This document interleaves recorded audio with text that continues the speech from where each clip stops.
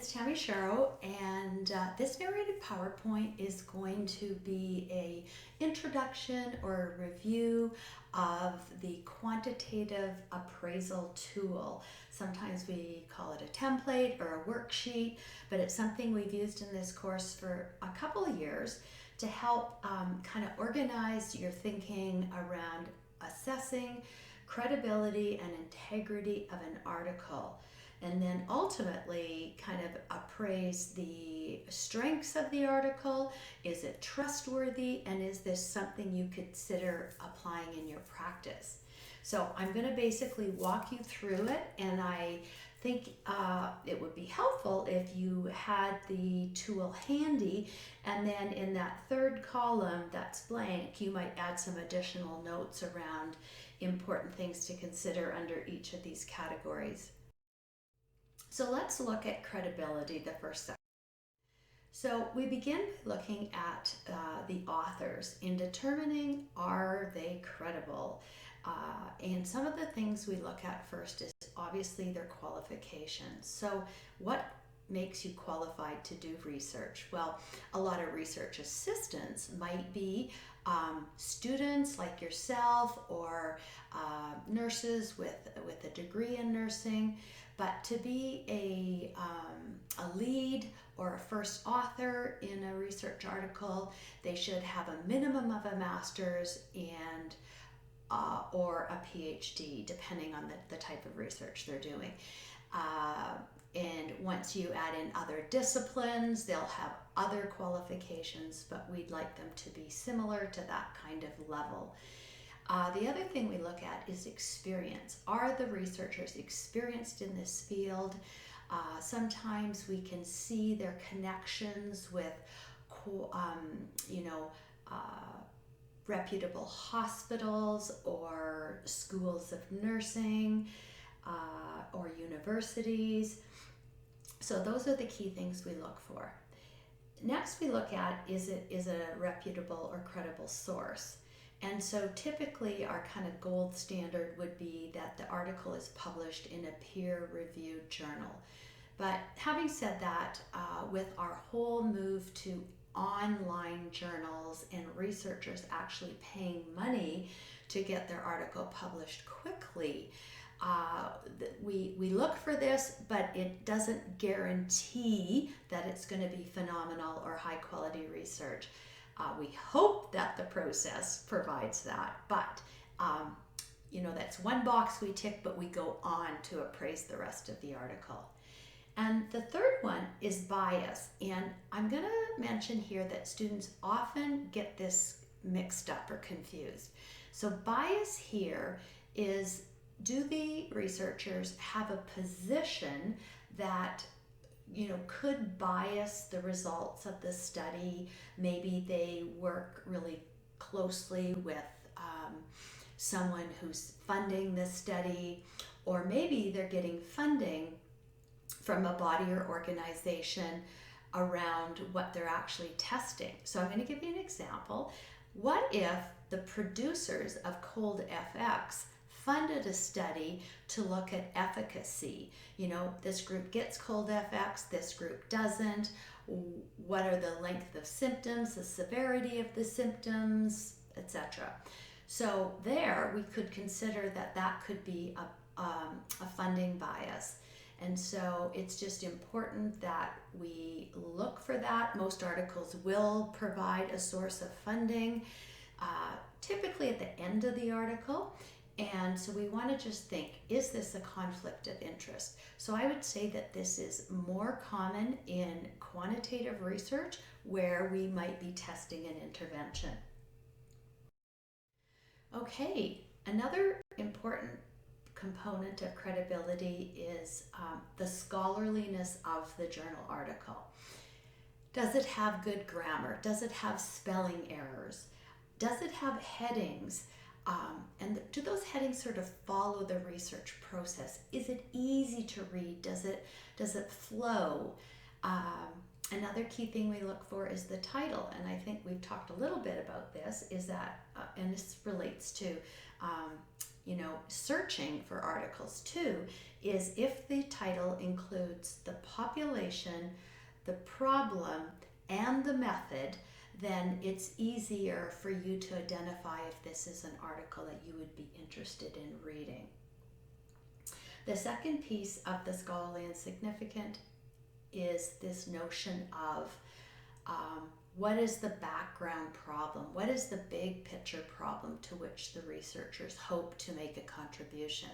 So questions we ask ourselves is this research topic relevant to healthcare today? Is it timely?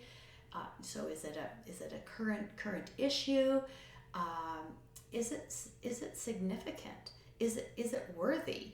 And of course, is it interesting? A lot of times, funding bodies love research that is timely and interesting. So then they need to justify the worthiness of their investigation or their experiment or their study. And so we usually look for the researchers to identify a gap in the literature. So they're looking to fill a hole. It's either been understudied or some twist or aspect of it hasn't been studied well. And so one way for us to identify if the researchers identify a gap is, do they state it in their lit review, their background, their introduction, and then also by looking at their references. So how many articles did the researchers include in their reference list or review? And, just by kind of scanning through the articles, do the articles seem to relate to the topic under study, or are they appropriate to the topic under study? And then what dates do the literature review span? And, we'd like to see the literature review within the last 5 to 10 years. Having said that, if something is understudied, obviously there's going to be less literature to review, and so they might have a slightly shorter lit review, or they might have older articles. Sometimes researchers will include what we call classic articles. So you're studying attachment and you include an article from Bowlby, the founder of attachment. So that doesn't make it bad. Sometimes they do include those historic or classic articles. And then we move on to ethics. So we want to make sure that ethics is adequately addressed as far as the Tri-Council policy expectations around respect for persons, concern for welfare, and justice. So if we go back to respect for persons, we're concerned about informed consent, or with children, the parents might be consenting, but the children, if they're of at least school age, might be assenting. We look for protection of vulnerable populations. Other things we think about is anonymity, confidentiality, and ability to withdraw at any time. And so typically we like to see those addressed in the article. Concern for welfare relates to beneficence and risk of harm. And so we want to make sure that there's absolutely no risk of harm in this particular study. And then the notion of justice. Is it fair? Is it equitable? Are they utilizing this population simply because they're available? Or does the population relate specifically to the research question? And then the notion that the individuals are receiving sort of the minimum standard of care. Other ethical considerations, I've listed them as situational, relational, and exit. So sometimes just the nature of the research could create situational or relational issues. You think about the situation with the Stanford prison experiment where, there actually was a lot of situational ethical issues being violated. And so they literally abandoned the study. It doesn't happen in every study, but maybe things are cropping up during this study that the researchers need to think about how they're going to address these. And then sometimes wrapping up a study can provide ethical issues as well. Do the researchers provide study results back to the participants? How do they wrap up a study? And some studies are longitudinal, right? They go on for months to a year, and so there could be a relationship developed over time between the researcher and the participants. Okay, let's move on to look at integrity. So integrity, we're going to start with by looking at the research purpose, the research question, and the method, and how do these match. We want to be assured researchers are using the appropriate method to address their purpose and answer their question. And so, is the purpose of the study clearly identified? Is there a hypothesis stated? And are there research questions identified? So here you'd want to specify those. And as we talked about last week, sometimes research questions are formulated as objectives or aims, so you might see a little bit different language. This is where we'd also look at the variables. Pardon me. What are the independent and dependent variables? So what is the treatment or intervention, and what are we measuring as far as our outcomes? Are they clear? And how do the researchers operationalize those variables? So how do they go about measuring some of those dependent variables? So if it's a new innovative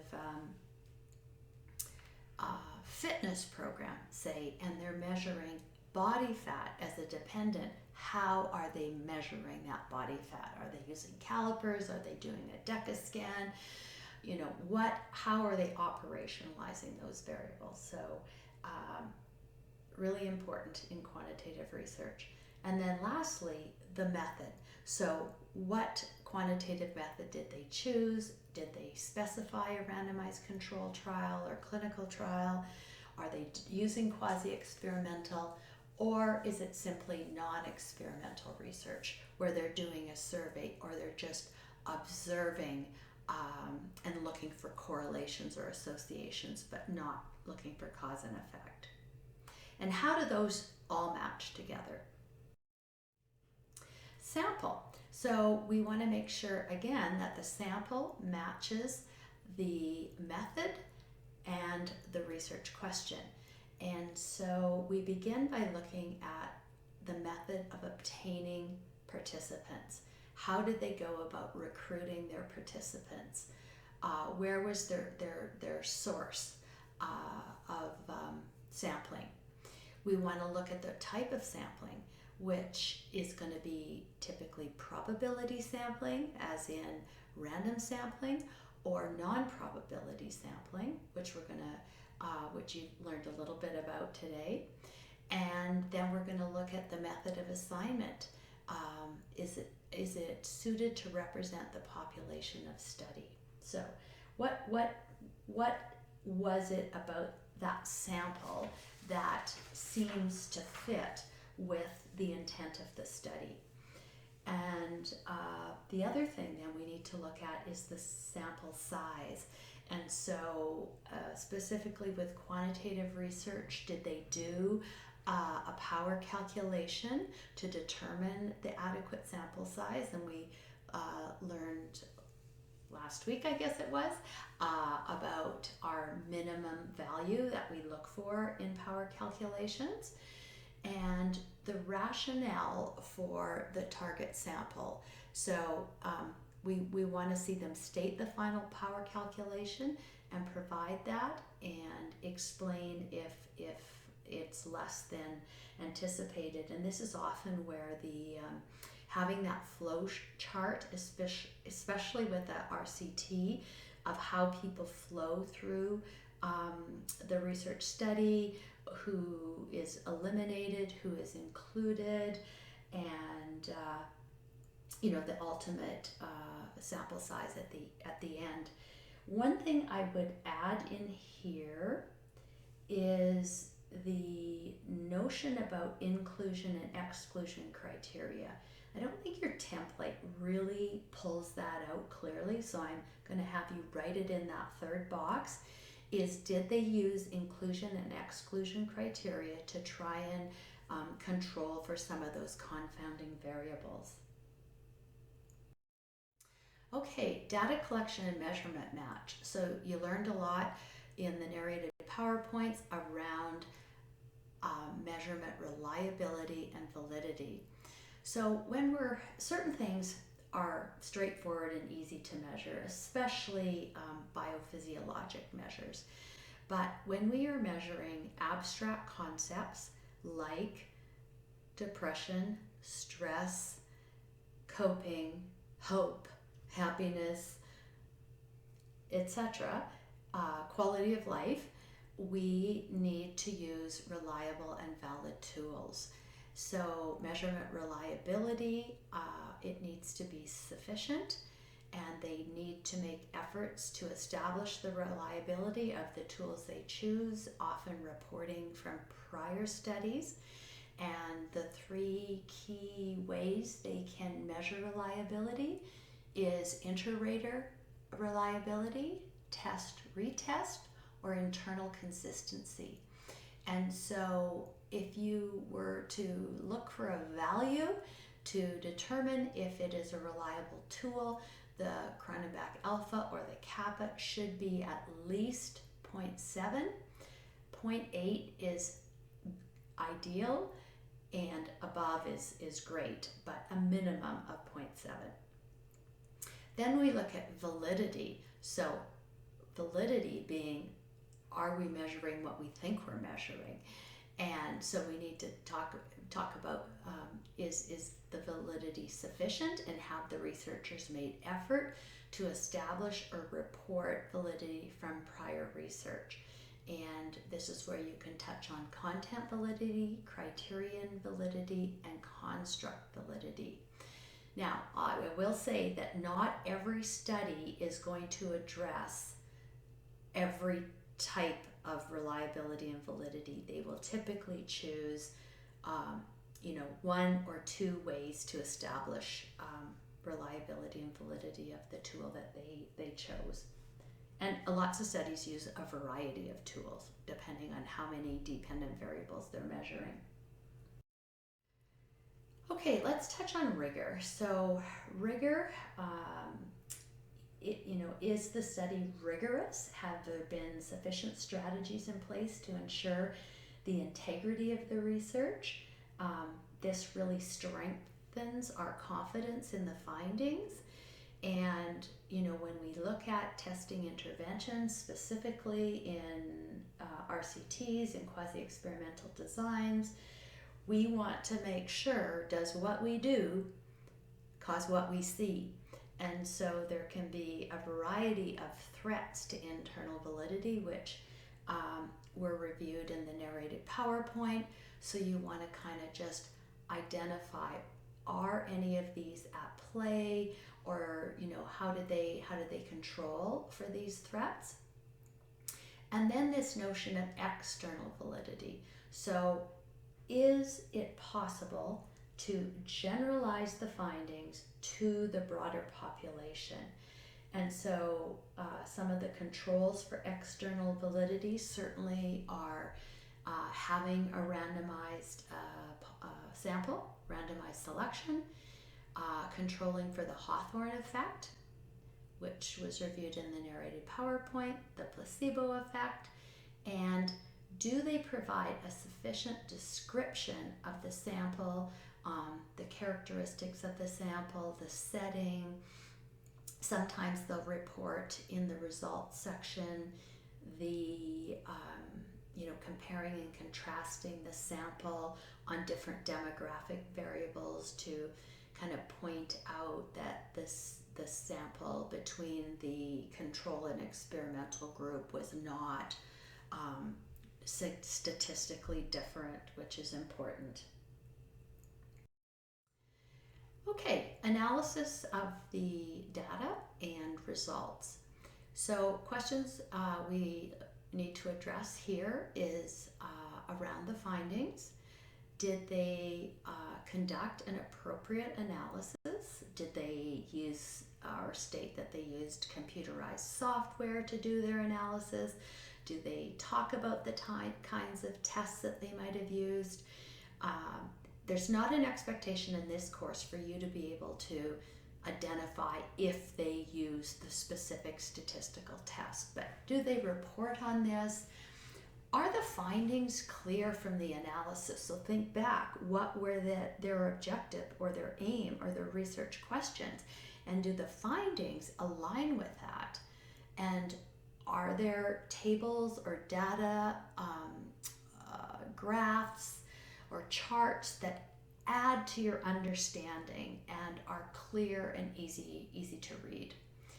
Then we look at significant testing.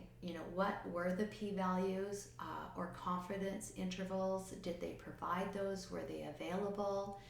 Did they set the alpha before the study? We like to see them state that they set the alpha before. If they don't state it, we assume it to be 0.05. But a good way to appraise this is if it's an article that didn't state the alpha, you can say, they could have strengthened their article by stating the alpha up front, and this will minimize that risk of a type 1 error. If the findings are not statistically significant, we ask ourselves, was there adequate protection for a type 2 error? And this would be issues with the power calculation, sample size, effect size, strict alpha, measurement, all of those things that contribute to prevention of a type 2 error. So we like to see them state that they did the power calculation and it was at 0.8 or 80%. And then the last question is clinical significance. If it's statistically significant, or if not, are the results also, practically going to make a noticeable difference in the lives of these individuals, patients, clients, participants? Then we look at contributions and coherence. So we want to assure that the researchers have logical conclusions about the findings of their study, that they're supported. They might refer to the hypotheses and the previous questions that they set forward. And this is a big part of the discussion section of a research article, where they take their findings and they compare and contrast them to what is already known about the topic. So they might pull research articles they used in their lit review and bring them forth and then compare and contrast. John and Brown found this and that aligns with the results from our study. Or we found something different, which is different than what whomever had previously found. So we also like them to discuss the significance or the contribution of their research article, and this is where they might talk about specifically in healthcare would be implications for practice. They might talk about implications for education within in healthcare. They might talk about possible contributions to theory development and future research. It's really key that they talk about the next steps kind of thing. Meaningful coherence really refers to, does the study hang together? Does everything flow right from the purpose to the research questions, the hypothesis, their sample, how they collected their data, the findings? Is that all linked and seems to hang together? Then the last section is on transparency. So no research goes in a straight line, and often there's lots of hurdles or challenges along the way. So did the researchers, from basically what you can ascertain from reading the article, have they been transparent and sincere in terms of personal or methodological issues that could have skewed the data, biased the data, distorted the data, and often this is addressed in their limitations section. So just because a research article or study has limitations does not make it a bad study or a weak study. Every research article or project has some limitations.